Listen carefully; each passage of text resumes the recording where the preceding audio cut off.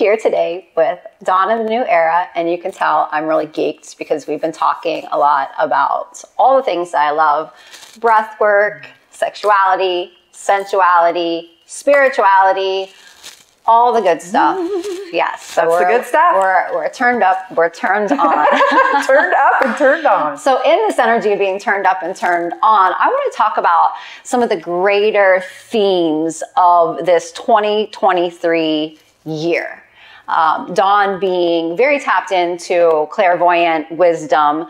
You know, what do you see, or what do you hear? What do you feel is some of the themes that we might experience as a collective this astrological new year, which I want to say, you know, whatever time that you're watching this in, the astrological new year, starting with the spring equinox in March 20th, 21st-ish time, and then going, you know, once again to that March 2024. So what do you hear? What do you see? What do you feel coming forth for us? Wow, that's a great prompt there. So going into, I do feel that March is a time, right, where we have all these constrictions and all these responsibilities that are starting to shift. They're starting to release. So there's spaciousness at the very beginning of this year. There's spaciousness. Taking the time to do processing practices at the very beginning. So March, April, it is definitely planting seeds time. Not all your seeds are going to grow, but it is time to plan. Adventure is huge this year. Planning some adventure. Just know that you are carrying with you. It's not that everything's going to go away all at once, because I think there's like this big spark, especially in the astrology community, that things are just going to shift and it's going to be totally different. We're still carrying in our, what would you call it, baggage, our stories and the things that we have been carrying since the 2020 rebirth. But they are so much lighter. They're so much lighter going into this new year. And we're also trying to come back to community. So a lot of us are still isolating. A lot of us are still dipping toes. A lot of us are really awkward and like trying to connect with people again. Just know this, we've shifted as people in the last couple years. So this year is about finding out who we are. Who is the new Dawn? Who is the new Melissa? Who is the new you? I mean, you aren't the same person. This is the catch-up year to totally embody that person that you are. And this is also a continuance of remembering to connect the head to the heart. There's still some of us that are just really stuck in the mind. So this is kind of the last portal of time this year before the end of 2024, going into 2025, where you get that portal of time to come into your heart and your emotional body. Because there's going to be a lot of suffering for the people that choose not to.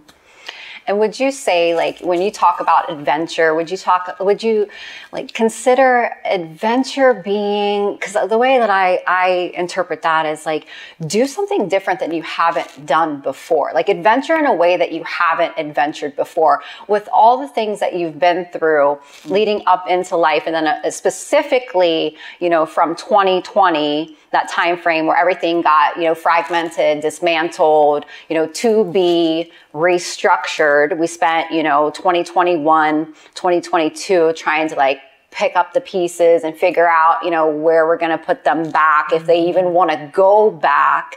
And so I feel like now, yes, we are kind of opening up into this whole like new way of living and being, which is asking us to step outside of our comfort zones, to do something different.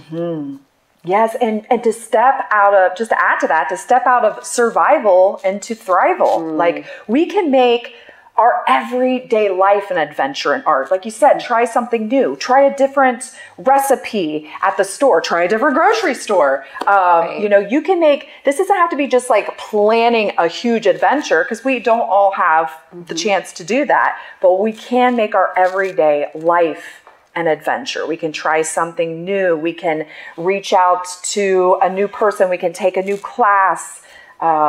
This is the year to do that. This is the year to expand, because we've been kind of honed into survival and preservation. We're breaking out of that. It might be baby steps for some people. Yeah, for sure, because it also comes with a lot of vulnerability, and it can feel really scary, especially after being isolated for so long, to do new things and to put ourselves out there. But, you know, the growth edge isn't in the place that we reside. It's beyond that, right? And the discomfort is part of the experience of growing and expanding and rediscovering, you know, new or lost or you know, like just things that we need to retrieve of ourself that might have been stripped away during that 2020, 2021 time period, or even before. So I think there's a lot of healing coming on the table from all of that, plus everything else that we've been carrying. I think it's very important to talk about that too, which is a whole other conversation and is like the basis of everything that we do here at Ohm and in this container and also online. So thank you for being here with us. Thank you, Dawn. Thank you. Gang.